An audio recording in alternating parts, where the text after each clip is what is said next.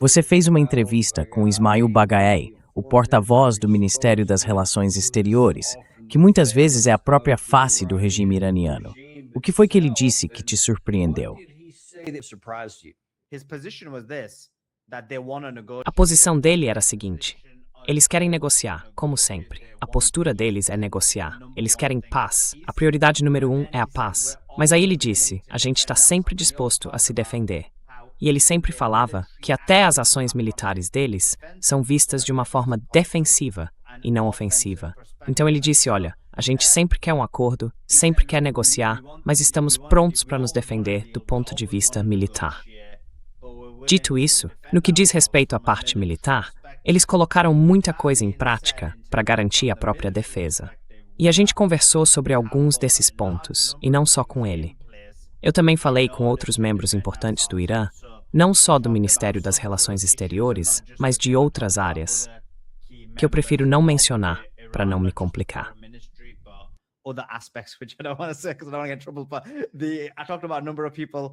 Mas eu conversei com várias pessoas e acho que já tenho uma ideia geral do que é o plano. E eu acho que o plano é o seguinte: eles não vão atacar, por exemplo, Israel primeiro, mas estão esperando que Israel ataque em algum momento. E o que aconteceu, na minha opinião, é que Israel percebeu a estratégia do Irã. Agora, você viu, por exemplo, várias declarações saindo hoje. Teve uma declaração do Smotrich dizendo que eles não querem entrar na guerra, que preferem que as coisas fiquem como estão agora. E o motivo disso é que, se você lembrar, eu vim ao seu programa, acho que foi no seu programa, quando eu disse que o Irã, em 7 a 10 dias, ia planejar algo grande, algo realmente grande. Sim, eu me lembro disso. É isso. Então, foi no seu programa. E agora estamos a, digamos, de 3 a 5 dias disso acontecer. E eles estão planejando algo enorme, que vai ser bem devastador. Vão usar muito mais mísseis, tipos que nunca usaram antes. E o modo e o método que vão empregar também nunca foram usados. O que eu quero dizer com isso é o seguinte: se você olhar para os últimos 7 a 10 dias, o que aconteceu foi que o Irã foi de forma sistemática neutralizando basicamente as defesas de Israel. Tem outros aspectos nisso também que a gente vai comentar. Ah, sim, perfeito, você colocou aí. Então, eles realmente enfraqueceram as defesas de Israel.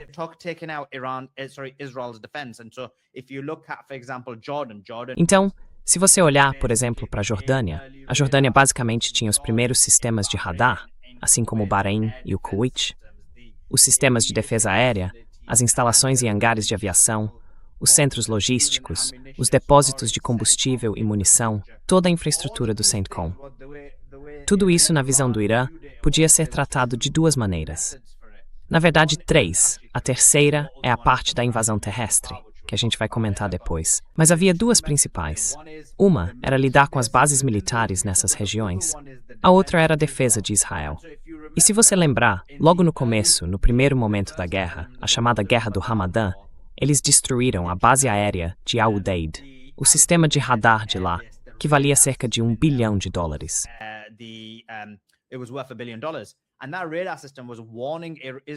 E aquele sistema de radar estava alertando Israel. Ele dava mais ou menos uns 15 minutos de aviso. Quando esse radar foi destruído, o tempo de alerta caiu bastante.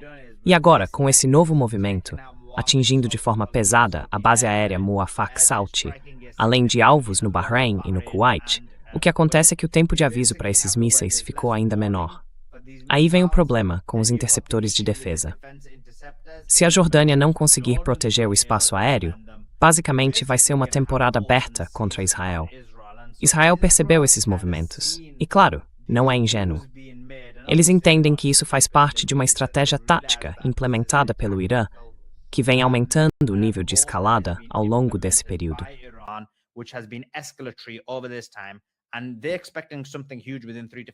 E eles estão esperando algo grande acontecer em 3 a 5 dias. A questão com o Irã é a seguinte, e claro, alguns de nós podem não concordar com isso, mas o fato é que eles não querem atacar Israel antes de serem atacados. Então, Israel está nesse impasse. Quer participar da guerra porque, sabe, o Trump está meio relutante em se envolver demais, se a gente olhar para os ataques que estão acontecendo. mas ao mesmo tempo há um medo enorme das consequências. Então, basicamente é um beco sem saída. Israel está nessa situação. Vai responder ou não vai? Porque se responder, vai haver uma reação forte contra eles. E essa reação deve estar pronta em 3 a 5 dias. And that response will be ready in 3 to 5 days.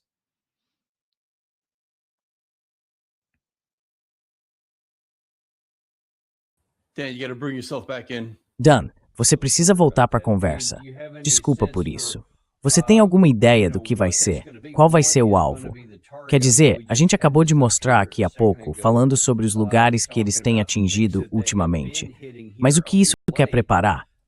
Você tem alguma noção? To set up, do you have any idea? Yeah, so that's that element, and then there's a second. Então, esse é um dos elementos. E tem um segundo ponto importante. O pessoal no Irã, e eu conversei com várias pessoas, a gente pode até discordar disso, mas eu não. Eu acho que eles obviamente sabem melhor. Eles têm as informações de inteligência. Eles acreditam que é muito provável que haja uma tentativa de...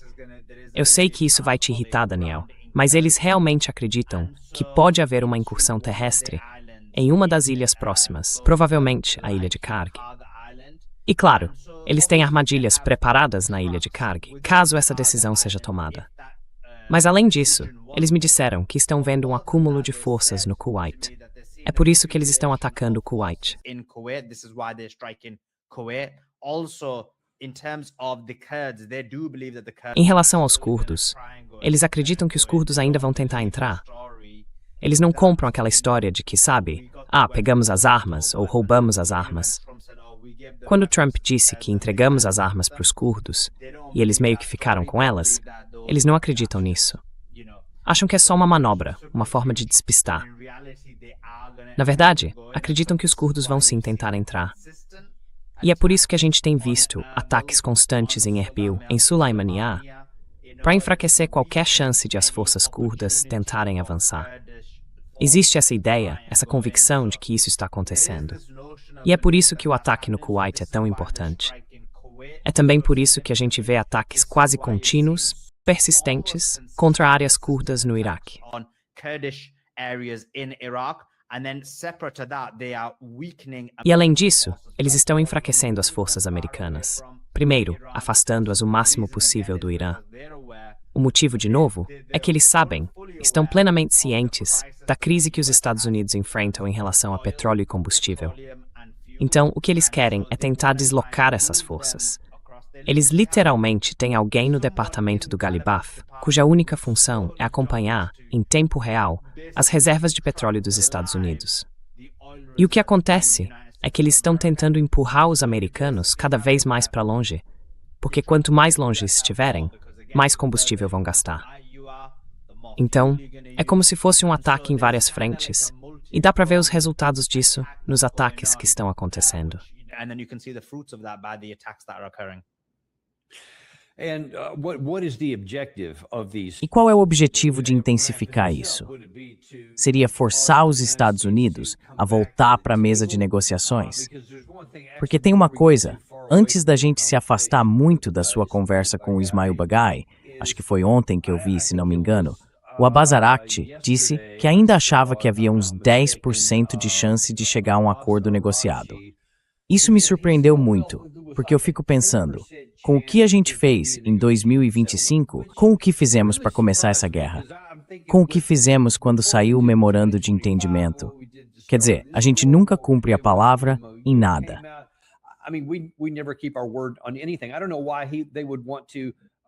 Eu não entendo por que eles iriam querer cumprir qualquer coisa. Quer dizer, não é só o Estreito de Hormuz, mas também os ativos congelados, as sanções sobre a energia, os 300 bilhões de dólares. Eles nem estão falando sobre nada disso. O Irã, literalmente, não ganhou nada com isso, além de uma abertura temporária do Estreito de Hormuz, que permitiu que eles exportassem um pouco do petróleo.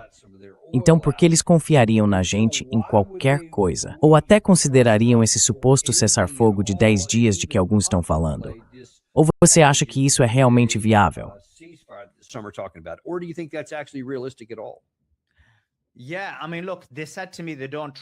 Olha, eles me disseram que não confiam nos Estados Unidos da América.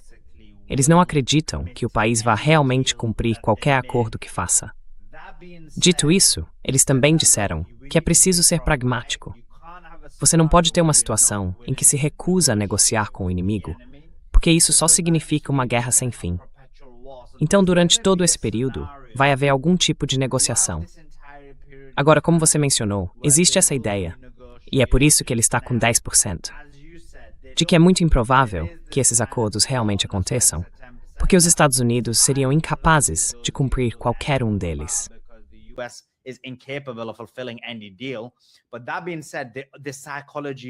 Mas dito isso, a questão psicológica é que eles querem o acordo. A mentalidade é que eles têm responsabilidade pelo povo iraniano e não querem que o Irã viva em guerra permanente. Então existe isso, sem dúvida.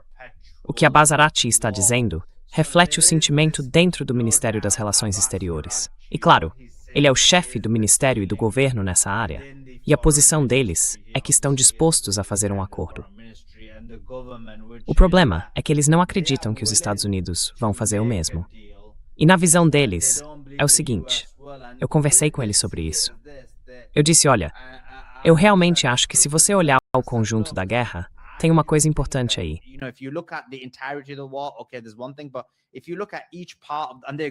Mas se você olhar para cada parte, e eles concordaram comigo nisso quando a gente teve essa conversa, se você olhar para cada parte da guerra como uma fase separada, então, do ponto de vista do Irã, eles acreditam que venceram cada uma dessas fases. E é importante olhar para cada etapa como algo único. O que eu quero dizer com isso é o seguinte. Se a gente olhar para o primeiro dia, para os primeiros 39 dias, eles me disseram que o Trump, basicamente na segunda semana, já estava pedindo um acordo, pedindo um cessar-fogo, e eles continuaram levando adiante. E mesmo até o fim, ainda havia discordância entre o Ghalibaf e o Kazemi.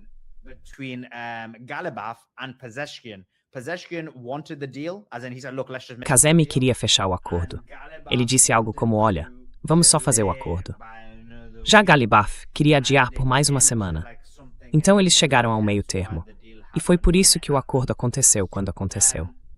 Mas quando eles olham para os primeiros 39 dias, dizem, olha, a gente venceu essa parte. A gente venceu no poder de ação.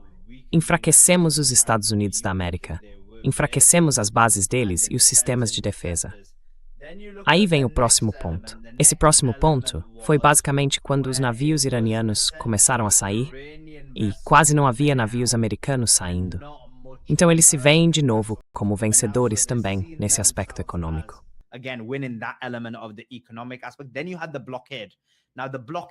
Depois veio o bloqueio. Agora, o bloqueio foi meio que um empate, sabe? Eles acham que conseguiram um pequeno avanço. Tiraram alguns navios, mas não foi tão bem sucedido quanto as outras partes, e nem se compara ao que os Estados Unidos conseguiram. Então eles veem isso como uma vitória parcial, talvez um empate mesmo. E aí vem o memorando de entendimento. Na visão deles, os Estados Unidos claramente não cumpriram quase nada do acordo, com exceção de uma coisa: permitiram que o petróleo ficasse sem sanções. Isso fez com que o Irã conseguisse vender cerca de 70 milhões de barris.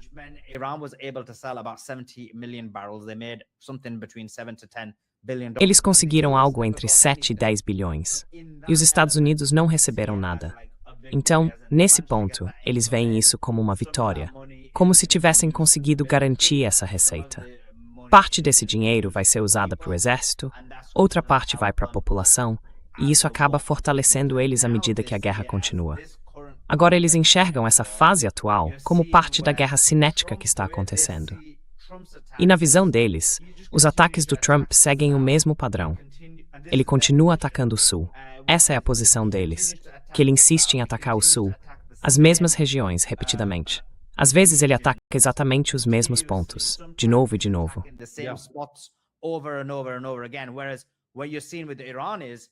O que a gente está vendo com o Irã é uma estratégia bem organizada. Eles estão atacando as bases, enfraquecendo as bases, tirando os sistemas de radar, tirando a capacidade de defesa dessas áreas e também de Israel. Então, do ponto de vista deles, mais uma vez eles estão tendo sucesso nessa parte. E foi isso que me disseram. Me disseram que, de novo, o Trump está realmente desesperado por um acordo. E esses 10 dias a que você se refere são, na verdade, o período em que o Trump tem falado com o Marechal Assim Mania quase todos os dias, de forma bem constante. Quando eu digo Trump, quero dizer o governo Trump, que está praticamente implorando para retomar as negociações. Begging to get back to negotiations. Iran's stance is, and this is what I've been told, and again, A posição do Irã é a seguinte, e foi isso que me disseram.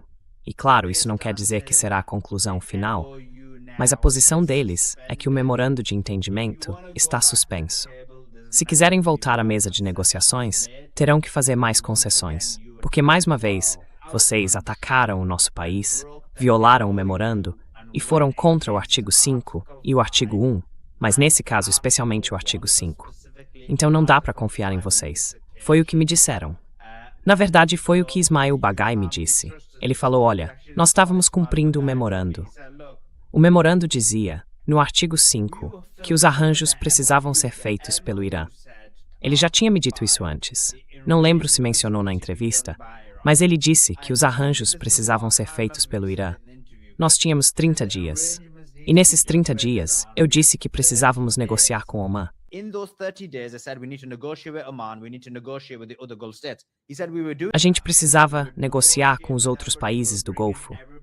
Ele disse que era isso que estávamos fazendo. Que negociaríamos com todo mundo.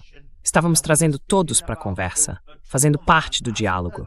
Estávamos desenvolvendo essa conversa.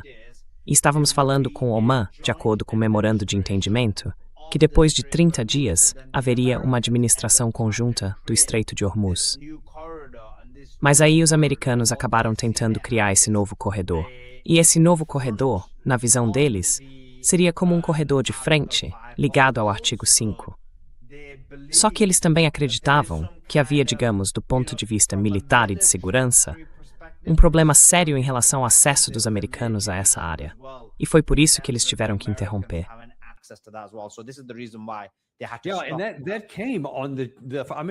Sim, isso saiu. Eu lembro porque mostrei essa manchete aqui há uns 2 dias. Isso foi no dia 24 de junho, 7 dias depois da assinatura do memorando de entendimento. Então a gente tentou imediatamente montar esse corredor sul em Omã, como dá para imaginar. E deixa eu te perguntar, você tem alguma informação de bastidor sobre o que estava acontecendo em Omã que fez eles aceitarem isso? Porque eles estavam meio que trabalhando junto com o Irã. E é por isso que isso aparece no memorando, no parágrafo 5. Mas agora, de repente, parece que os Estados Unidos colocaram muita pressão em Omã para que eles concordassem em abrir esse corredor. Você tem alguma informação sobre isso?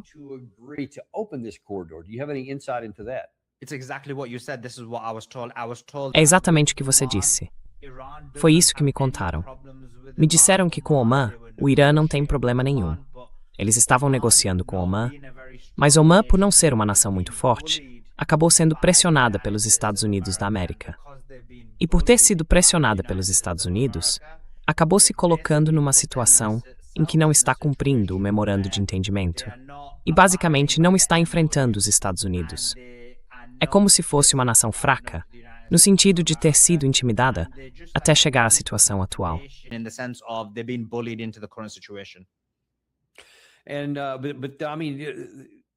Mas quer dizer, se os Estados Unidos, isso ainda parece enfraquecer o caminho diplomático e as pessoas no Irã que querem retomar esse processo.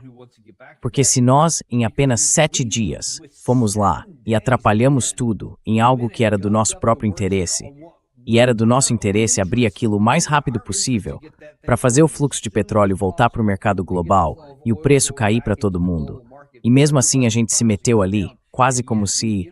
E eu não sei se você ouviu algo sobre isso ou não, mas tem várias coisas que me fazem pensar que parece até que a gente queria que isso desse errado. Como se quiséssemos voltar ao conflito, ao introduzir aquilo no 7º dia, nem dentro dos 30 dias, só 7 dias depois. E claro, daí começou toda essa troca de ataques, especialmente a partir de 7 de julho, e agora já são 11 dias seguidos de ataques.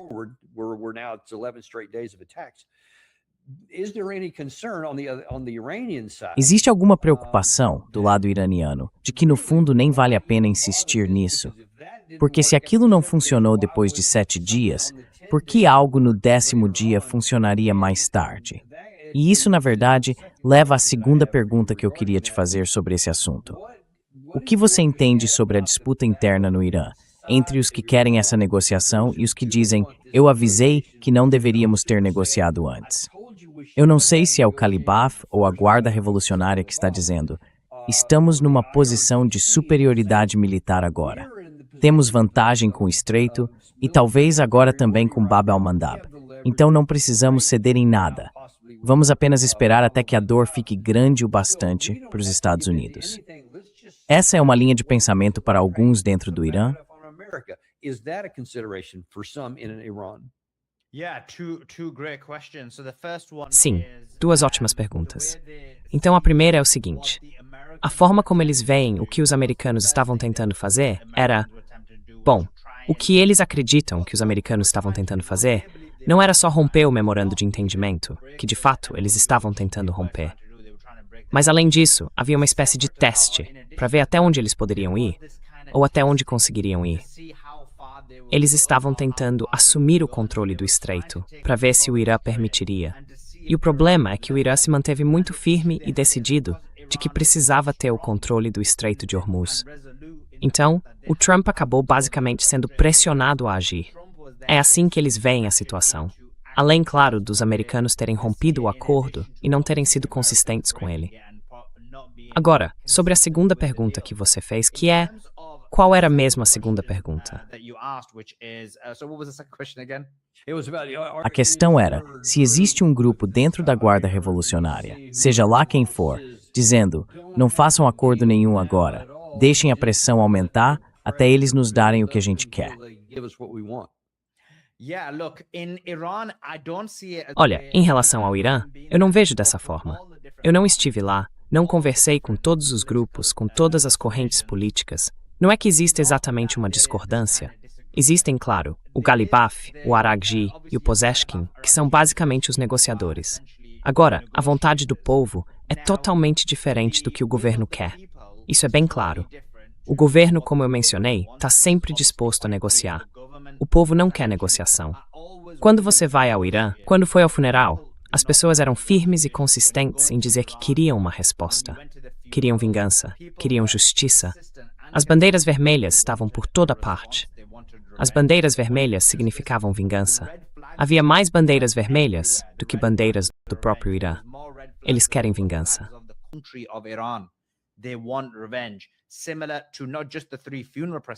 Não foi só nas 3 procissões fúnebres que eu fui. Lá mesmo, na Praça da Revolução, dava para ver dezenas de milhares de pessoas em um dos dias. E em outros, centenas de milhares, todas com bandeiras vermelhas. É isso que elas querem. E se você lembrar da declaração de Mojtaba Khamenei, quando ele disse, queremos vingança, aquilo não era o líder supremo falando. Ele só estava transmitindo o que o povo dizia. O nível de paixão das pessoas era tão grande que elas não queriam nenhum tipo de acordo com os Estados Unidos. Isso, claro, colocou muita pressão sobre os negociadores, porque não dá para fechar um acordo ou fazer concessões num cenário assim. Não que eles quisessem fazer concessões, mas até conversar com os americanos era visto como algo proibido. Além disso, quando você vai ao Irã, o que se percebe é que os americanos e os israelenses atacaram áreas civis de propósito.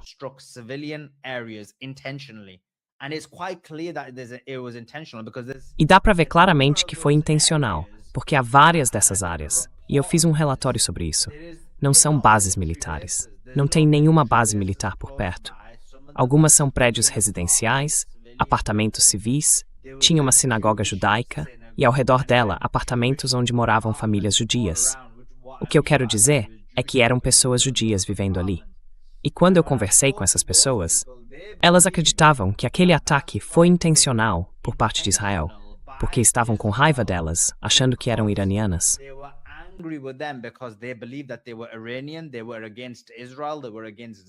Eles eram contra Israel, eram contra o sionismo, e por isso acreditam que foram punidos.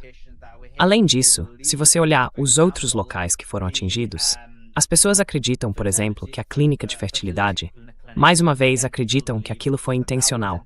O ataque ao estúdio do jornal News 2 também acreditam que foi intencional. A Praça Azadi. Então todos esses alvos, na visão deles, foram escolhidos de propósito, até porque não havia bases militares por perto. O que existe agora é uma população que claramente não quer um acordo. Já em relação à liderança, o que eles estão tentando fazer é equilibrar a vontade do povo com essa ideia de que é preciso negociar com o inimigo para tentar chegar a algum tipo de solução.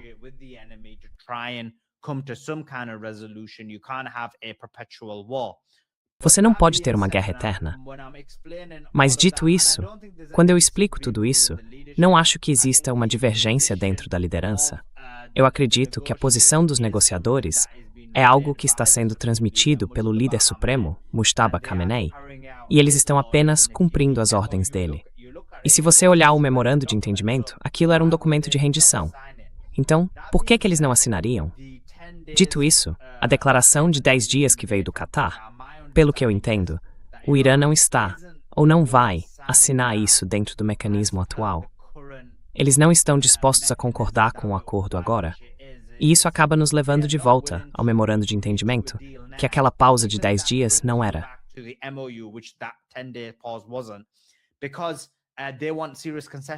Porque eles querem concessões sérias. Então só concessões realmente grandes e importantes, além do que já está no memorando de entendimento, é que trariam o Irã de volta à mesa de negociações. Mas não, eu não acho que exista nenhum tipo de desacordo entre os diferentes grupos dentro do Irã. O que existe é um desacordo político normal. Claro, há a extrema-direita no Irã, e eles estão, digamos, bem insatisfeitos com o fato de os negociadores estarem negociando. E aí você tem, obviamente, os próprios negociadores, o governo e os diferentes ramos dentro do Irã. E claro, há divergências políticas e filosóficas, mas no sentido de estarem trabalhando uns contra os outros, isso claramente não está acontecendo.